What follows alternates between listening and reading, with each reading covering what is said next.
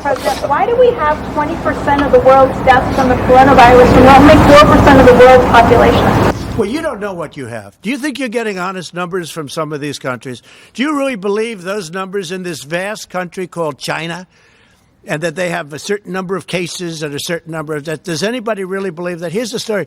We report everything. We're reporting the cases, and our reporting is good. We're reporting every death. In fact, I see this morning where New York added 3,000 deaths because they died, and they're now saying, rather than it was a heart attack, they're saying it was a heart attack caused by this. So they're adding. If you look at it, that's it. And everything we have is documented, reported.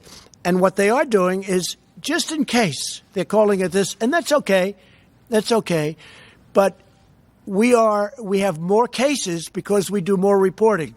We have more cases because everything is down. But does anybody really believe the numbers of some of these countries that you've been watching and you've been reporting on, and then it's like they didn't have the big thing? There have been some really, really bad, heavily in really some countries that are in big, big trouble, and they're not reporting the facts.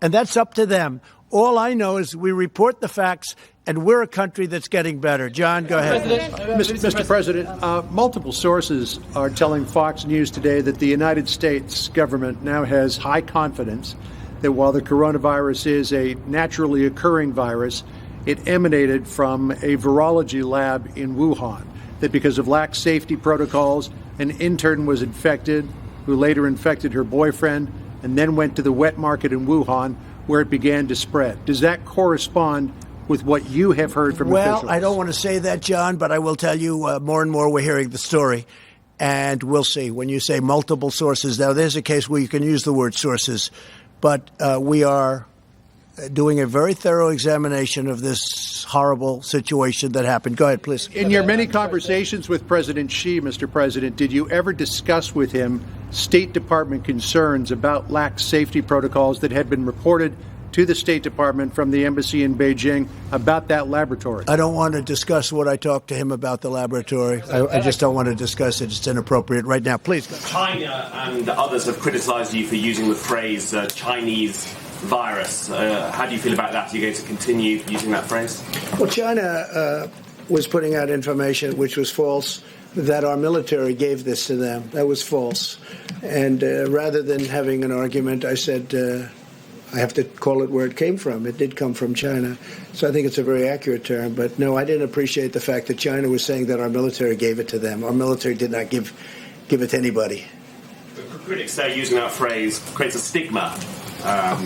No, I don't think so. No, I think saying that our military gave it to them creates a stigma.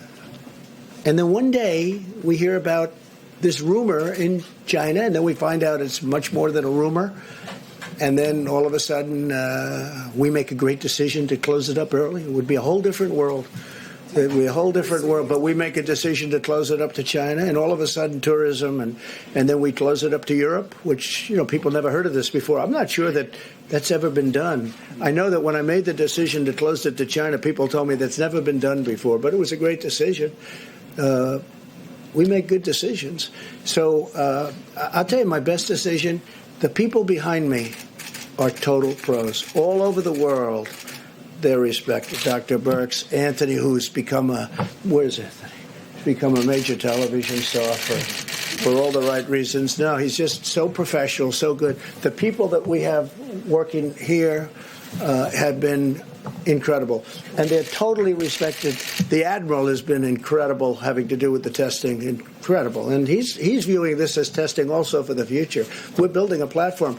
When we took over this platform, first thing the Admiral said was, this was not designed for what we're talking about, millions of people. It wasn't, and it's nobody's fault. It's not like who could have ever predicted a thing like this, but we broke it down, and it's really going to be an incredible system, and it is now a great system. I just want to say these are incredible people standing behind me. They're the most respected in the world. Every country that you've mentioned today so far has called them, and they call them all the time for advice.